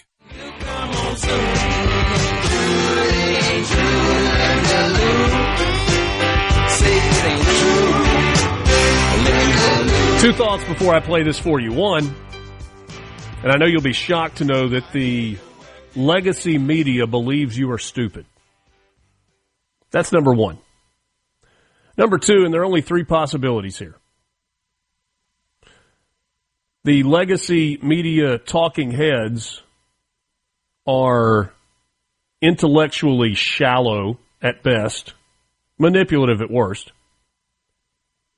There is an unbelievable coincidence, or there is a concerted effort at distributing talking points. Take a listen to this. So I gave you the print/web headlines with the word ambush in every single one of them yesterday. Think the news shows were any different? To the dramatic scene in the Oval Office today, the tense confrontation, President Trump ambushing the president of South Africa. Up next, another Oval Office meltdown, President Trump ambushing the president of South Africa. President Trump is being accused of conducting something of a diplomatic ambush of South Africa's president in the Oval Office. To be with you, I'm Katie Tur. President Trump orchestrated another Oval Office ambush today. Today, Donald Trump meeting with the president of South Africa and attempting to ambush and humiliate that leader. Zelensky territory, where essentially he was a bit ambushed inside the Oval Office. Felt like an ambush in there, kind of like the President Zelensky meeting in the Oval Office. This was an ambush. It was orchestrated. Cyril Ramaphosa brought his best diplomatic self to this meeting, but nothing could have prepared him for this multimedia ambush. What started as, to some degree, an ambush. Well, Katie, I mean, it was an ambush. Ambush. Ambushed. Ambush. An ambush. Ambushing. Ambushing. 12 different news shows on various networks, all using the exact same phrasing. Yeah, and, who funds mass media? Well, 70% of their revenue comes from advertising from businesses. So if that message is consistently going out, somebody's paying for it. So these people are either so intellectually shallow that none of them have the ability to find different words to use. There's a concerted effort to get this out, or it's just a huge coincidence. I think those are the only 3 possibilities. There are no coincidences in life, so we can rule that one out. And, oh, by the way, they think you're stupid. Let's go to the C Spire text line, 601-879-4395. A little bit different story of the South African farm community. If you've been paying attention, you know that we've talked about on a number of occasions the H-2A agricultural worker visa program, somewhat similar to the H-1B technology worker visa program, but not really. The H-2A program allows South Africans to travel to the United States on a work visa with very stringent guidelines on how they are treated, how they are taken care of, and how they are compensated. There is, based on where you are operating a farm, what the salary is. You must provide, if you are a farm owner bringing these workers in, and by the way, these people are not being brought in to replace Delta farm workers. They are being brought in because there are not enough people that are willing to work in the Delta, much to the chagrin and in the face of Benny Thompson. He's been one of the biggest opponents of the H-2A program, especially in the Mississippi Delta, claiming that they're taking our jobs. No, they're not really people that are willing to work in much of the Delta, and that's the reason that farmers are paying more, that they are having more expense tied to their labor force by bringing in South Africans. Got to provide them a place to live, got to provide them meals, have to provide them transportation, have to get them here, have to get them home safely in both directions, and pay right at about, is it a little over $14 an hour? I've spoken with multiple farmers who claim that while, yes, the program is onerous, and yes, there have been targeted audits to try and cripple farm owners, it's something that not only are they willing to do, but they have to do because of the lack of labor availability, the lack of willingness to work from many in the Delta, but also because these South African farmers who are coming in are incredible people and phenomenal workers. They want to work. And so some of your texts coming in, we have South African farm workers on our farm, and they all fear for their lives at times in their home country. What's sad is a lot of South African economy is tourists from other countries coming in and hunting and experiencing the wildlife safaris. If there's danger, the economy for South Africa could take a major hit. All those guys are really good people. We would not raise a crop in the Mississippi, Arkansas, Louisiana Delta without them. More and more come over each spring. You should hear some of their horror stories. There is a relatively large sect of white South Africans in the Mississippi Delta. I've had a chance to speak with a few. All have said conditions in their homeland are awful. I've met several South Africans. They all tell the same story that Trump told yesterday. Okay. Yeah, but don't let facts get in the way of a good story. So, this idea of an ambush. What's an ambush? Right, it's a surprise attack, an attack that you weren't expecting. If that was an ambush, then the president of South Africa was not only unprepared, but he was naive. It was embarrassing for a world leader to have his sins and the sins of many in his country put on display on a video screen in the Oval Office for the entire world to see.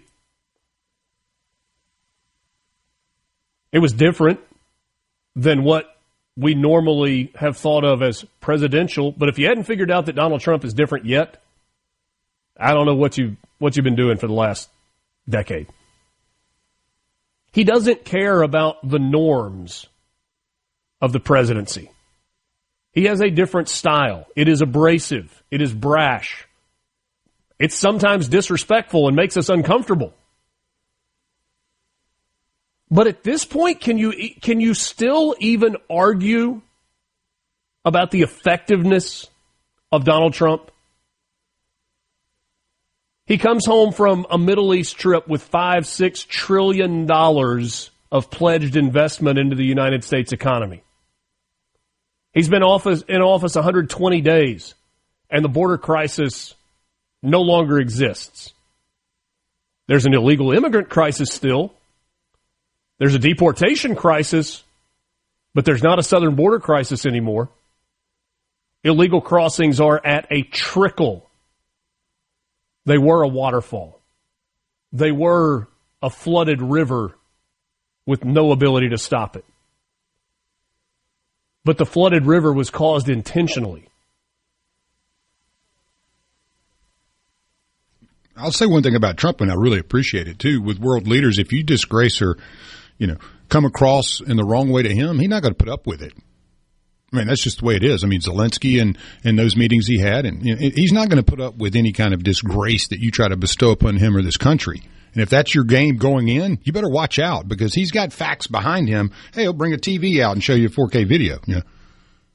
Well, he's prepared, and that's unique for a president in the last 4 years. Why did President Ramaphosa come to the United States in the first place? They want money? Yeah, well, he wanted something. He didn't come just to shake hands and have a photo op. He wanted something. He wanted better trade relations with the United States. Okay, well, if you want something, we're going to talk about what you're going to have to give up, what you're going to have to change, what your background is. What does Zelensky want? He wants in NATO. He wants money from the United States. Well, we can talk about it, but we're going to talk about the other stuff too. What does South Africa want? Better trade relations, i.e. money. All right? We're going to talk about what's going on in your country. What does the Middle East want? They want to invest in the United States. They want to invest in our economy. They want to diversify their own economies. Okay. We're going to talk about the things that are happening in the Middle East. And Trump made it clear when he was in the Middle East, when he gave that speech at the Economic Forum in Saudi Arabia, when he said, my predecessors have felt their job is to look into the soul. He said, I'm going to let God be the judge. But you know what he's going to do? He's going to work on a deal that is best for the United States of America, which is a really interesting concept. Because frankly, if you look at the policies going back to George W. Bush, to Barack Obama, to some of the leaders in the Senate and the House, and I'm talking about Republican and Democrat leaders, and certainly to Joe Biden, their concerns seem to be for anyone and everyone but the United States. I don't know about you, but I don't like everything about Trump. I don't like all of his policies. I don't like all of his positions. I don't like his demeanor sometimes. But I do like a guy who's in charge of the United States who is for the United States. He's not wearing a USA jersey while secretly cheering for China or Russia. From the Venable Reaching across the state and across the aisle. Mornings with Richard Cross on SuperTalk, Mississippi.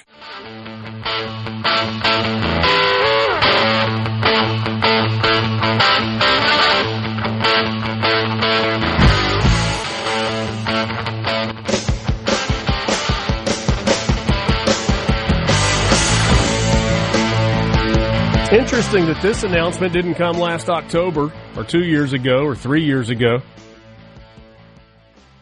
John Deere announcing yesterday $20 billion in new investment in America over the next decade, with a $25 billion U.S. hometown economic impact. $80 billion in U.S. supplier investment since 2019. They say building America since 1837. Why didn't that announcement come a year ago? Does anybody even know who was president a year ago? Oh, that's right. That's right. C-Spire text line 601-879-4395.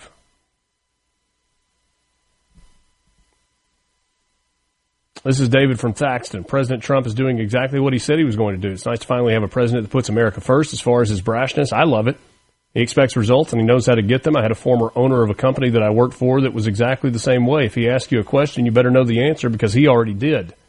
I really respected him, and the company went downhill fast when he retired and sold it. Okay?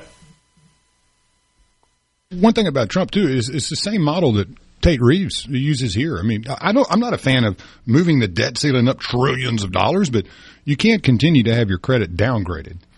Now, that's reality. That's not going to be a good thing for anybody in the long run. So you got to figure out the best way to manage that risk. And if that's upping the debt ceiling now and recruiting more businesses to spend money here, in the long run, things will change. But there's not going to be an answer to that equation in the next month or 3 months or 6 months. It's going to require time. Mm-hmm. There's a cycle that has to unwind before a new one can get going. And this is the baseline for how you're going to do that. Thomas has been peppering the C-Spire text line throughout the morning.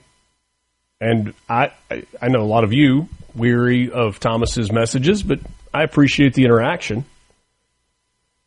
And Thomas is upset with most everything that we've talked about this morning. We get this message, though, about Thomas. Thomas, this is for you. Thomas is a closet liberal. What he really wants is for the Republicans to do their usual fighting and do nothing so the public will vote Dems back in the majority. There's no other logic and reason for his incessant railing against this bill and other Republicans. Prove me wrong, Thomas, and see if you can make a legit point, not just throw insults at me. Well, I actually would push back on the idea that Thomas is a closet liberal. I don't think he is liberal at all. He's a hardcore conservative from what I can tell. Hardcore conservative. Hardcore free market capitalistic conservative. He's got some libertarian leanings too. But Thomas's opinions, Thomas's takes are not based in reality. And here's what I mean by that. I understand that you are principled in your beliefs and you don't want government support for anybody or anything. Here's where we disagree. I think you, Thomas, are idealistic. I'm a practicalist. I don't know if that's the right word or not. Like, I can tell you all day long, this is what I want. This is what I believe in. But what good is what I want and what I believe in if none of it can be enacted because it's so far out there to the right? Or if I was so far out there to the left, none of it could be enacted because it's just like Looney Tune. Well, it's Bernie Sanders' world, yeah. But the point is, I said practicalist. Realist is the better way to describe it. I know that I'm not going to get all of what I want. So in the absence of getting all of what I want, can I get some of what I want that puts us closer to what I actually want than where we are right now? That's what I mean when I say I'm a realist. And Thomas's rebuttal is, what has making exceptions to the ideology of conservatism led to? I'll tell you what it's led to. It's led to 1992 Bill Clinton would be a Republican today. Well, I mean, you got to be pragmatic, too. Times change. You're never going to keep things the same. If you're stuck in whatever, the world's going to pass you by. Did you hear what I said, though? Yeah. 1992 Bill Clinton would fall in line with Republicans today. Yes, he would. Or Republicans writ large today would be in line with 1992 Bill Clinton. Democrat Party wouldn't have him. Whew. If you believe what Bill Clinton believed when he became president in 1992, I'm not talking about Hillary, I'm talking about Bill. If you believe what Bill Clinton believed when he was president in 1992 and claimed to be a Democrat, you would be disowned and tarred and feathered. Hey, thanks for being with us this morning. Thanks for all of the interaction on the C Spire text line. Scott will be with you tomorrow morning. I'll be back on Monday. For Lance, I'm Richard. Hope you have a great Thursday and a great Memorial Day weekend. Actually, we'll be back on Tuesday. Mornings with Richard Cross, SuperTalk Mississippi.